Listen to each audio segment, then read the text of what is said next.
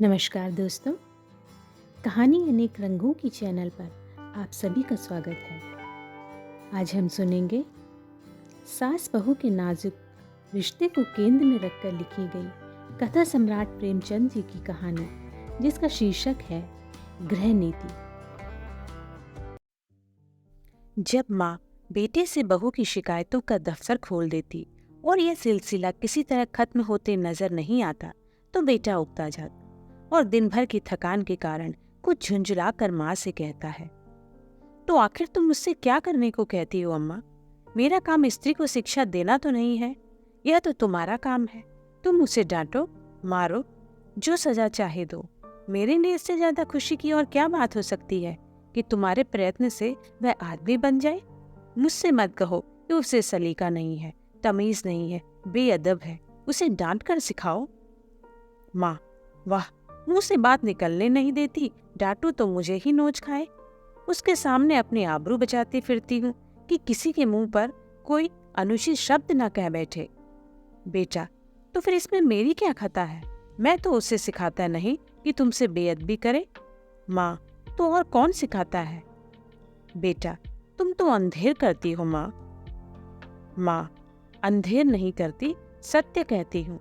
तुम्हारी ही शय पाकर उसका दिमाग बढ़ गया है। जब वह तुम्हारे पास जाकर टेसवें बहाने लगती है, तो कभी तुमने उसे डांटा, कभी समझाया कि तुझे अम्मा का अदब करना चाहिए? तुम तो खुद उसके गुलाम हो गए हो। वह भी समझती है मेरा पति कमाता है, फिर मैं क्यों ना रानी बनूं, क्यों किसी से दबूं? मर्द जब तक शह न दे, औरत का इतना गुर्दा हो ही नहीं सकता। बेटा, तो क्या मैं उससे कह दूं कि मैं कुछ नहीं कमाता, बिल्कुल निखट्टी हूं? तुम क्या समझती हो, तब वह मुझे जलील न समझेगी? हर एक पुरुष चाहता है कि उसकी स्त्री उसे कमाओ, योग्य, तेजस्वी समझे, और सामान्यतः वह जितना है उससे बढ़कर अपने को दिखाता है। मैंने कभी नादानी नहीं की, कभी स्त्री के सामने डींग नहीं मारी, लेकिन स्त्री की दृष्टि में अपना सम्मान खोना तो कोई भी नहीं चाहेगा। माँ, तुम कान लगाकर, ध्यान देकर और मीठी मुस्कुराहट के साथ उसकी बातें सुनोगे तो वह क्यों न शेर होगी? तुम खुद चाहते हो कि स्त्री के हाथों मेरा अपमान कराओ। मालूम नहीं मेरे किन पापों का तुम मुझे यह दंड दे रहे हो, किन अरमानों से कैसे कैसे कष्ट झेलकर मैंने तुम्हें पाला। खुद नहीं पहना, तुम्हें पहनाया, खुद नहीं खाया, तुम्हें खिलाया। मेरे लिए तुम उस मरने वाली की निशानी थे और मेरी सारी अभिलाषाओं का केंद्र। तुम्हारी शिक्षा पर मैंने अपने हजारों के आभूषण होम कर दिए। विधवा के पास दूसरी कौन सी निधि थी? इसका तुम मुझे यह पुरस्कार दे रहे हो? बेटा, मेरी समझ में नहीं आता कि आप मुझसे चाहती क्या हैं। आपके उपकारों को मैं कब बेट सकता हूँ? आपने मुझे केवल शिक्षा ही नहीं दिलाई, मुझे जीवन दान दिया, मेरी सृष्टि की, अपने गहने ही होम नहीं किए, अपना रक्त तक पिलाया है। अगर मैं 100 बार अवतार लूं तो भी इसका बदला नहीं चुका सकता। मैं अपनी जान में अपनी इच्छा के विरुद्ध तो कोई काम नहीं करता। यथा साधाय आपकी सेवा में कोई बात न उठा नहीं रखता। जो कुछ पाता हूँ लाकर आपके हाथों में रख देता हूँ। और मुझसे क्या चाहती हैं? और मैं क्या कर सकता हूँ? ईश्वर ने हमें तथा आपको और सारे संसार को पैदा किया, उसका हम उसे क्या बदला देते हैं? क्या बदला दे सकते हैं? उसका नाम भी तो नहीं लेते, उसका यश भी नहीं गाते। इससे क्या उसके उपकारों का भार कुछ कम हो जाता है? माँ के बलिदानों का प्रतिशोध कोई बेटा नहीं कर सकता, चाहे वह भूमंडल का स्वामी ही क्यों न हो। ज्यादा से ज्यादा मैं आपकी दिलजोही तो कर सकता हूँ, और मुझे याद नहीं आता कि मैंने कभी आपको असंतुष्ट किया हो। माँ, तुम मेरी दिलजोई करते हो। तुम्हारे घर में मैं इस तरह रहती हूँ जैसे कोई लौंडी। तुम्हारी बीवी कभी मेरी बात नहीं पूछती। मैं भी कभी बहू थी। रात को घंटे भर सास की देह दबाकर, उनके सिर में तेल डालकर, उन्हें दूध पिलाकर तब बिस्तर पर जाती थी। तुम्हारी स्त्री 9 बजे अपनी किताबें लेकर अपनी सहनची में जा बैठती है, दोनों खिड़कियां खोल लेती है और मजे से हवा खाती है। मैं मरूं या जीऊं, उससे मतलब नहीं। इसलिए मैंने पाला था। बेटा, तुमने मुझे पाला था तो ये सारी सेवाएं मुझसे लेनी चाहिए थी, मगर तुमने कभी मुझसे नहीं कहा। मेरे अन्य मित्र भी हैं, उनमें भी मैं किसी को माँ की देह में मुक्कियां लगाते नहीं देखता। आप मेरे कर्तव्य का भार मेरी स्त्री पर क्यों डालती है? यूं अगर वह आपकी सेवा करे तो मुझसे ज्यादा प्रसन्न और कोई ना होगा। मेरी आंखों में उसकी इज्जत दूनी हो जाएगी, शायद उससे और ज्यादा प्रेम करने लगूं। लेकिन अगर वह आपकी सेवा नहीं करती तो आपको उससे अप्रसन्न होने का कोई कारण नहीं। शायद उसकी जगह मैं होता तो मैं भी ऐसा ही करता। सास मुझे अपनी लड़की की तरह प्यार करती तो मैं उसके तलवे सहलाता, इसलिए नहीं कि वह मेरे पति की माँ होती, बल्कि इसलिए कि वह मुझसे मातृवत स्नेह करती। मगर मुझे खुद यह बुरा लगता है कि बहू सास के पांव दबाए। कुछ दिन पहले स्त्रियां पति के पांव दबाती थी, आज भी उस प्रथा का लोप नहीं हुआ है। लेकिन मेरी पत्नी मेरे पांव दबाए तो मुझे ग्लानि होगी। मैं उससे कोई ऐसी खिदमत नहीं लेना चाहता जो मैं उसकी भी ना कर सकूं। यह रस्म उस जमाने की यादगार है जब स्त्री पति की लौंडी समझी जाती थी। अब पत्नी और पति दोनों बराबर हैं, कम से कम मैं ऐसा ही समझता हूँ। माँ, तो मैं कहती हूँ कि तुम्ही ने उसे ऐसी ऐसी बातें पढ़ाकर शेर कर दिया। तुम ही मुझसे बैर साध रहे हो। ऐसी निर्लज, ऐसी बदजमान, ऐसी टर्री फूहड़ छोकरी संसार में ना होगी। घर में अक्सर मोहल्ले की बहनें मिलने आती रहती है। ये राजा की बेटी ना जाने किन गंवारों में पली है कि किसी का भी आदर सत्कार नहीं करती, कमरे से निकलती तक नहीं। कभी कभी जब वे खुद उसके कमरे में चली जाती है तो भी वह गदी चारपाई से नहीं उठती, प्रणाम तक नहीं करती। चरण छूना तो दूर की बात है। बेटा, वह देवियां तुमसे मिलने आती होंगी।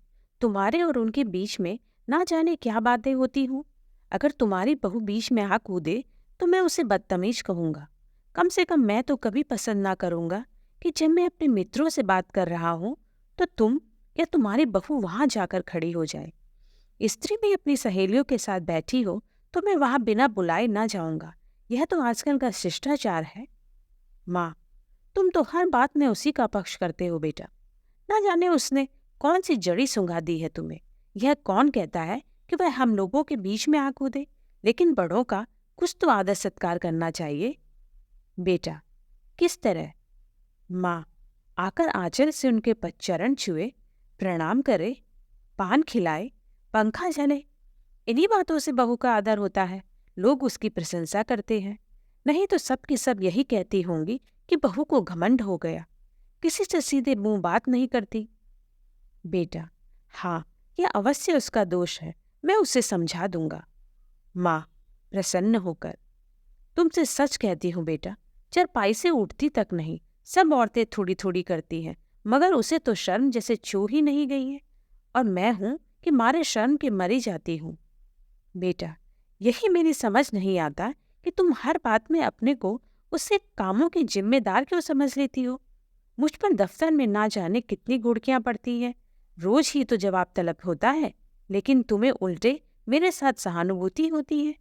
क्या तुम समझती हो अफसरों को मुझसे कोई बैर है जो अनायास ही मेरे पीछे पड़े रहते हैं, या उन्हें उन्माद हो गया है जो अकारण ही मुझे काटने दौड़ते हैं?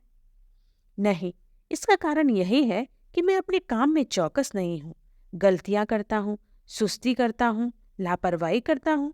जहाँ अफसर सामने से हटा कि लगे समाचार पत्र पढ़ने या ताश खेलने, क्या उस वक्त हमें यह ख्याल नहीं रहता कि काम पड़ा हुआ है? और ये साहब डांट ही तो बताएंगे, सिर झुकाकर सुन लेंगे, बाधा टल जाएगी। पर ताश खेलने का अवसर नहीं है, लेकिन कौन परवाह करता है।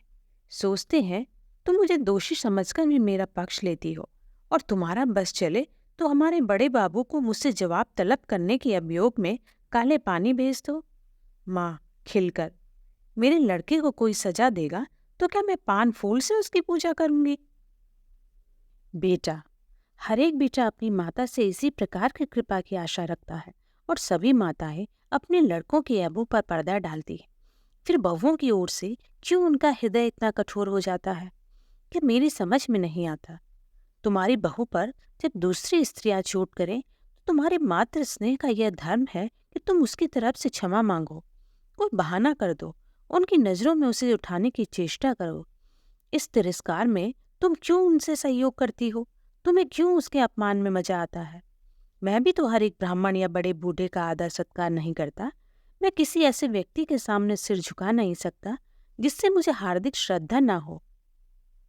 केवल सफेद बाल, सिकुड़ी हुई खाल, पोपला मुंह और झुकी हुई कमर किसी को आदर का पात्र नहीं बना सकती, और न जनेऊ या तिलक ये पंडित और शर्मा की उपाधि ही भक्ति की वस्तु है। मैं लकीर पीटू सम्मान को नैतिक अपराध समझता हूँ। मैं तो उसी का सम्मान करूंगा जो मनसा वाचा कर्मणा हर पहलू से सम्मान के योग्य है, जिसे मैं जानता हूँ कि मक्कारी, स्वार्थ साधन और निंदा के सिवा और कुछ नहीं करता, जिसे मैं जानता हूँ कि रिश्वत और सूद तथा खुशामद की कमाई खाता है।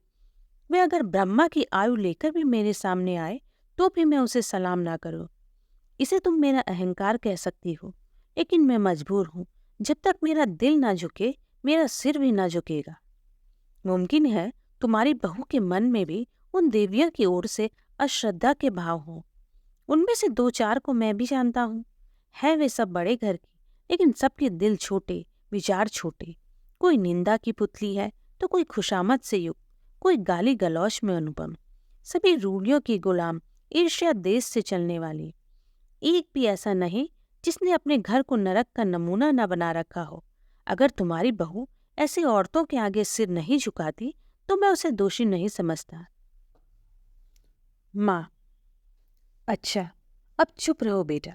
देख लेना तुम्हारी यह रानी एक दिन तुमसे चूल्हा न जलवाए और झाड़ू न लगवाए तो सही। औरतों को बहुत सिर चढ़ाना अच्छा नहीं होता।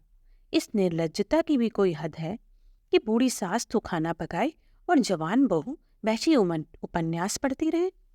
बेटा, बेशक यह बुरी बात है और मैं हरगिज नहीं चाहता कि तुम खाना पकाओ और वह उपन्यास पढ़े, चाहे वह उपन्यास प्रेमचंद जी के ही क्यों ना हो। लेकिन यह भी तो देखना होगा कि उसने अपने घर कभी खाना नहीं पकाया। वहाँ रसोइया महाराज है, और जब चूल्हे के सामने जाने से उसके सिर में दर्द होने लगता है तो उसे खाना पकाने के लिए मजबूर करना उस पर अत्याचार करना है। मैं तो समझता हूँ ज्यों ज्यों हमारे घर की दशा का उसे ज्ञान होगा, उसके व्यवहार में आप ही आप स्था हो जाएगी। यह उसके घर वालों की गलती है कि उन्होंने उसकी शादी किसी धनी घर में नहीं की। हमने भी ये शरारत की कि अपनी असली हालत उनसे छिपाई और यह प्रकट किया कि हम पुराने रईस हैं। अब हम किस मुंह से कह सकते हैं कि तू खाना पका या बर्तन मांज या झाड़ू लगा? हमने उन लोगों से छल किया है और उसका फल हमें चखना पड़ेगा। अब तो हमारी कुशल इसी में है कि अपनी दुर्दशा को नम्रता, विनय और सहानुभूति से ढांके और उसे अपने दिल को यह तसल्ली देने का अवसर दे कि बला से धन नहीं मिला, घर के आदमी तो अच्छे मिले। अगर यह तसल्ली भी हमने उससे छीन ली तो तुम ही सोचो उसको कितनी विदारक वेदना होगी। शायद वह हम लोगों की सूरत से भी घृणा करने लगे। माँ: उसके घर वालों को 100 दफे गरज थी तब हमारे यहाँ विवाह किया। हम कुछ उनसे भीख मांगने गए थे? बेटा, उनको अगर लड़के की गरज थी तो हमें धन और कन्या दोनों की गरज थी। माँ: यहाँ के बड़े बड़े रईस हमसे नाता करने को मुंह फैलाए हुए थे। बेटा, इसलिए कि हमने रईसों का स्वांग बना रखा है। घर की असली हालत खुल जाए तो कोई बात भी ना पूछे। माँ: तो तुम्हारे ससुराल वाले ऐसे कहाँ के रईस हैं? इधर जरा वकालत चल गई तो रईस हो गई, नहीं तो तुम्हारे ससुर के बाप मेरे सामने चपरासीगिरी करते थे। और लड़की का यह दिमाग कि खाना पकाने से सिर में दर्द होता है। अच्छे अच्छे घरों की लड़कियां गरीबों के घर आती हैं और घर की हालत देखकर वैसा ही बर्ताव करती हैं। यह नहीं कि बैठी अपनी भाग्य को कोसा करे। इस छोकरी ने हमारे घर को अपना समझा ही नहीं। बेटा, जब तुम समझने भी दो, जिस घर में घुड़कियां, गालियां और कटुताओं के सिवा और कुछ न मिले, उसे अपना घर कौन समझे? घर तो वह है जहाँ स्नेह और प्यार मिले। कोई लड़की डोली से उतरते ही सास को अपनी माँ नहीं समझ सकती। माँ तभी समझेगी जब सास पहले उसके साथ माँ का सा बर्ताव करे, बल्कि अपनी लड़की से ज्यादा प्रिय समझे। माँ: अच्छा, अब चुप रहो, जी ना जलाओ। ये जमाना ही ऐसा है कि लड़कों ने स्त्री का मुंह देखा और उसके गुलाम हुए। ये सब ना जाने कौन सा मंत्र सीख कर आती है। ये बहू बेटी के लक्षण है कि पहर दिन चढ़े सोकर उठे। ऐसी कुलच्छनी बहू का तो मुंह ना देखे। बेटा, मैं भी तो देर से सोकर उठता हूँ अम्मा, मुझे तो तुमने कभी नहीं कोसा। माँ: हर बात में उससे बराबरी करते हो। बेटा, यह उसके साथ घोर अन्याय है, क्योंकि जब तक वह इस घर को अपना नहीं समझती तब तक उसकी हैसियत मेहमान की है, और मेहमान की हम खातिर करते हैं, उसके ऐब नहीं देखते। माँ, ईश्वर ना करे किसी को ऐसी बहू मिले। बेटा, तो वह तुम्हारे घर में रह चुकी। माँ, क्या संसार में औरतों की कमी है? बेटा, औरतों की तो कमी नहीं, मगर देवियों की कमी जरूर है। माँ, नौज ऐसी औरत सोने लगती है तो बच्चा चाहे रोते रोते बेदम हो जाए, मिनकती तक नहीं। फूल सा बच्चा लेकर मैके गई थी, 3 महीने में लौटी तो बच्चा आधा भी नहीं है। बेटा, तो क्या मैं यह मान लूं कि तुम्हें उसके लड़के से जितना प्रेम है उतना उससे नहीं? यह तो प्रकृति के नियम के विरुद्ध है। और मान लो वह निर्मोही ही है तो यह उसका दोष है। तुम क्यों उसकी जिम्मेदारी अपने सिर लेती हो? उसे पूरी स्वतंत्रता है, जैसे चाहे अपने बच्चे को पाले। अगर वह तुमसे कोई सलाह पूछे, प्रसन्न मुख से दे दो, ना पूछे तो समझ लो उसे तुम्हारी मदद की जरूरत नहीं। सभी माताएं अपने बच्चे को प्यार करती हैं, वह अपवाद नहीं हो सकती। माँ, तो मैं सब कुछ देखूं, मुंह ना खोलूं? घर में आग लगते देखूं और चुपचाप मुंह में कालिक लगाए खड़ी रहूं? बेटा, तुम इस घर को जल्द छोड़ने वाली हो, उसे बहुत दिन रहना है। घर की लाभ हानि की जितनी चिंता उसे हो सकती है, तुम्हें नहीं हो सकती। फिर मैं कर ही क्या सकता हूँ? ज्यादा से ज्यादा उसे डांट बता सकता हूँ, लेकिन वे डांट की परवाह ना करे और तुर्की वो तुर्की जवाब दे, तो मेरे पास ऐसा कौन सा साधन है जिससे मैं उसे ताड़ना दे सकूं? माँ, तुम 2 दिन ना बोलो तो देवता सीधे हो जाए, सामने नाक रगड़े। बेटा, मुझे इसका विश्वास नहीं। मैं उससे ना बोलूंगा, वह भी मुझसे ना बोलेगी। ज्यादा पीछे पड़ूंगा तो अपने घर चली जाएगी। माँ, ईश्वर यह दिन लाए, मैं तुम्हारे लिए नहीं बहू लाऊंगी। बेटा, संभव हो इसकी भी चची हो। सहसा बहू आकर खड़ी हो जाती है। माँ और बेटा दोनों स्तंभित हो जाते हैं, मानो कोई बम गोला आ गिरा हो। रूपवती, नाजुक मिजाज, गरवेड़ी रमणी, जो मानो शासन करने के लिए बनी हो, कपोल तमतमाए हुए है, पर अधरों पर विष भरी मुस्कान है और आंखों में व्यंग मिला परिहास। माँ, अपनी जेब छिपाकर, तुम्हें कौन बुलाने गया था? बहू, क्यों? यहाँ जो तमाशा हो रहा है उसका आनंद मैं ना उठाऊं? बेटा, माँ बेटी के बीच में तुम्हें दखल देने का कोई हक नहीं। बहू की मुद्रा सहसा कठोर हो जाती है। बहू, अच्छा, आप जवान बंद रखिए। जो पति अपनी स्त्री की निंदा सुनता रहे वह पति बनने के योग्य नहीं। वह तो पति धर्म का कौ खौ गौ भी नहीं जानता। मुझसे अगर कोई तुम्हारी बुराई करता, चाहे वह मेरी प्यारी माँ ही क्यों ना हो, तो मैं उसकी जवान पकड़ लेती। तुम मेरे घर जाते हो तो वहां तो मैं जिसे देखती हूँ तुम्हारी प्रशंसा ही करता है। छोटे से बड़े तक गुलामों की तरह दौड़ते फिरते हैं। अगर उनके बस में हो तो तुम्हारे लिए स्वर्ग के तारे तोड़ लाएं, और उसका जवाब मुझे यहाँ यह मिलता है कि बात बात पर ताने महने, तिरस्कार, बहिष्कार। मेरे घर तो तुमसे कोई नहीं कहता कि तुम देर से क्यों उठे। तुमने अमुक महोदय को सलाम नहीं किया, अमुक के चरणों पर सिर क्यों नहीं पटका। मेरे बाबूजी कभी गवारा ना करेंगे कि तुम उनके देह पर मुक्कियां लगाओ, या उनकी धोती धो, या उन्हें खाना पकाकर खिलाओ। मेरे साथ यहाँ यह बर्ताव क्यों? मैं यहाँ लौंडी बनकर नहीं आई हूँ, तुम्हारी जीवन संगिनी बनकर आई हूँ। मगर जीवन संगिनी का यह अर्थ तो नहीं कि तुम मेरे ऊपर सवार होकर मुझे जलाओ। यह मेरा काम है कि जिस तरह चाहूँ तुम्हारे साथ अपने कर्तव्य का पालन करूं। उसकी प्रेरणा मेरी आत्मा से होनी चाहिए, ताड़ना या तिरस्कार से नहीं। अगर कोई मुझे कुछ सिखाना चाहता है तो माँ की तरह प्रेम से सिखाए, मैं सीखूंगी। लेकिन कोई जबरदस्ती मेरी छाती पर चढ़कर अमृत भी मेरे कंठ में ठूसना चाहे तो मैं ओठ बंद कर लूंगी। मैं अब कब की इस घर को अपना समझ चुकी होती, अपनी सेवा और कर्तव्य का निश्चय कर चुकी होती। मगर यहाँ तो हर घड़ी, हर पल मेरी देह में सुई चुभाकर मुझे याद दिलाया जाता है कि तू इस घर की लौंडी है। तेरा इस घर से कोई नाता नहीं, तू सिर्फ गुलामी करने के लिए यहाँ लाई गई है, और मेरा खून खौल कर रह जाता है। अगर यही हाल रहा तो एक दिन तुम दोनों मेरी जान लेकर रहोगे। माँ, सुन रहे हो अपनी चहेती रानी की बातें? वह यहाँ लौंडी बनकर नहीं, रानी बनकर आई है। हम दोनों उसकी टहल करने के लिए हैं। उसका काम हमारे ऊपर शासन करना है। उसे कोई कुछ काम करने को कैसे कहे, मैं खुद मरा करूं, और तुम उसकी बातें कान लगाकर सुनते हो। तुम्हारा मुंह कभी नहीं खुलता कि उसे डांटो या समझाओ। थर थर कांपते रहते हो। बेटा, अच्छा अम्मा, ठंडे दिल से सोचो। मैं इसकी बात ना सुनूं तो कौन सुने? क्या तुम इसके साथ इतनी हमदर्दी भी नहीं देखना चाहती? आखिर बाबूजी जीवित थे तब वे तुम्हारी बातें सुनते थे या नहीं? तुम्हें प्यार करते थे या नहीं? फिर मैं अपनी बीवी की बातें सुनता हूँ तो कौन सी नई बात करता हूँ, और इसमें तुम्हारे बुरा मानने की कौन बात है? माँ, हाय बेटा, तुम अपनी स्त्री के सामने मेरा अपमान कर रहे हो। इसी दिन के लिए मैंने तुम्हें पाल पोस कर बड़ा किया था। क्यों मेरी छाती नहीं फट जाती? वह आंसू पोंछती आपे से बाहर कमरे से निकल जाती है। स्त्री पुरुष दोनों कौतुक भरी आंखों से उसे देखते हैं, जो बहुत जल्दी हमदर्दी में बदल जाती है। पति, माँ का हृदय। स्त्री, माँ का हृदय नहीं, स्त्री का हृदय।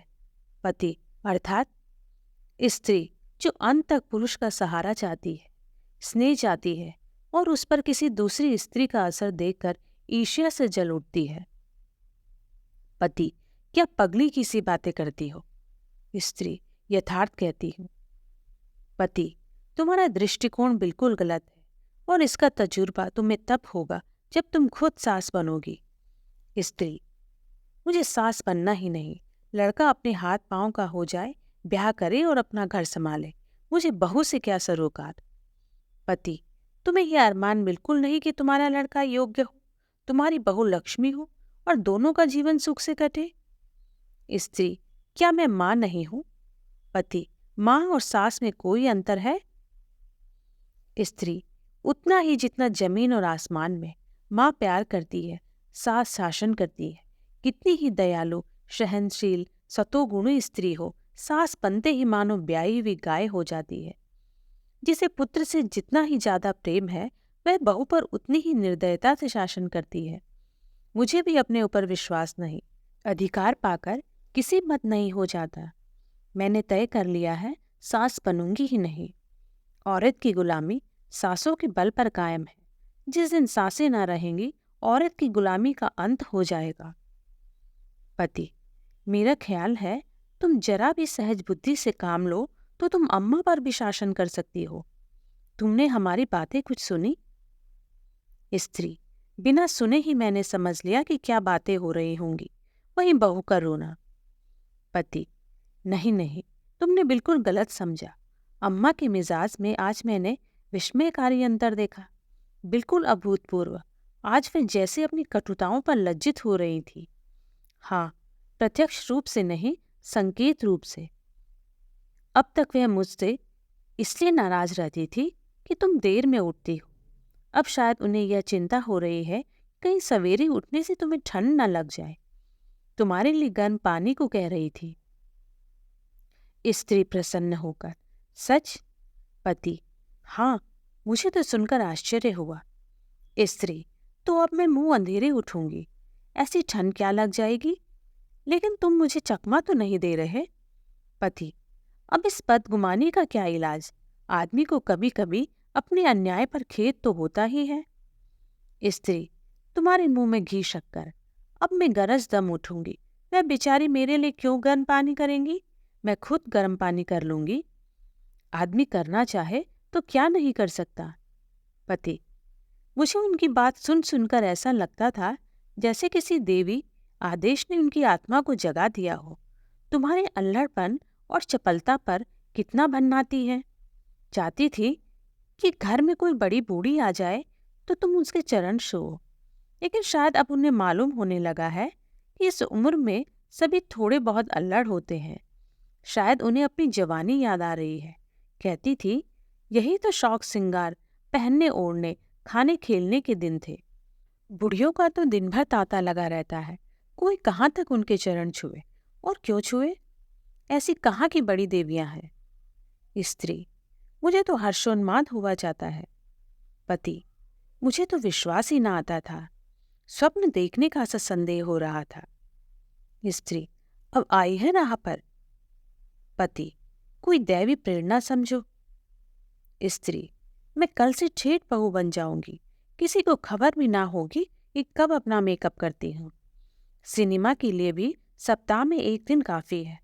बुढ़ियों के पांव छू लेने में क्या हरज है। वे देवियां ना सही, चुड़ैलें ही सही, मुझे आशीर्वाद तो देंगी, मेरा गुण तो गावेंगी।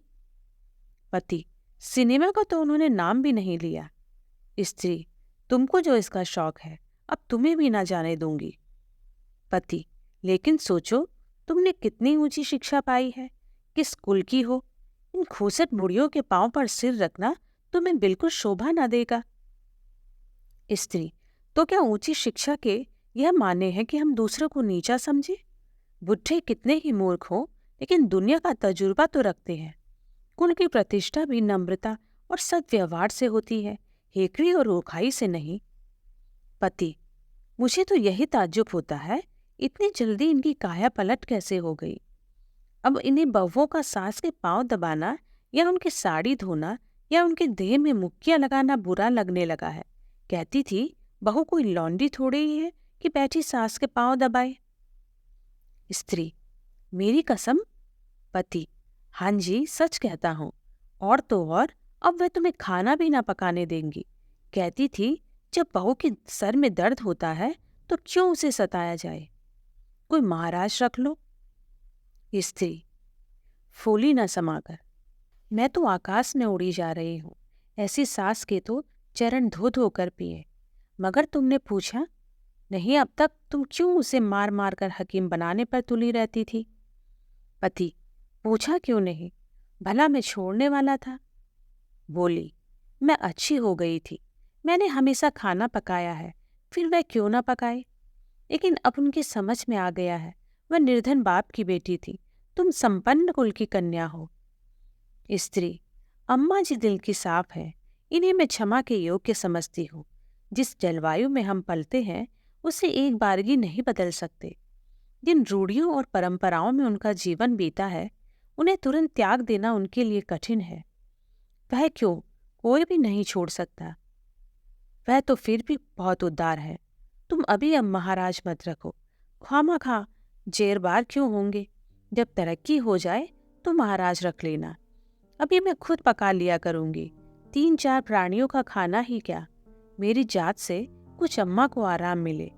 मैं जानती हूँ सब कुछ, लेकिन कोई रौब जमाना चाहे तो मुझसे बुरा कोई नहीं। पति, मगर यह तो मुझे बुरा लगेगा कि तुम रात को अम्मा के पांव दबाने बैठो। स्त्री, बुरा लगने की कौन बात है। जब उन्हें मेरा इतना ख्याल है तो मुझे भी उनका लिहाज करना ही चाहिए। जिस दिन मैं उनके पांव दबाने बैठूंगी, वह मुझ पर प्राण देने लगेंगी। आखिर बहू बेटे का कुछ सुख उन्हें भी तो हो। बड़ों की सेवा करने में हेठी नहीं होती। बुरा तब लगता है जब वे शासन करते हैं, और अम्मा मुझसे पांव दबवाएंगी थोड़े ही, सेठ का यश मिलेगा।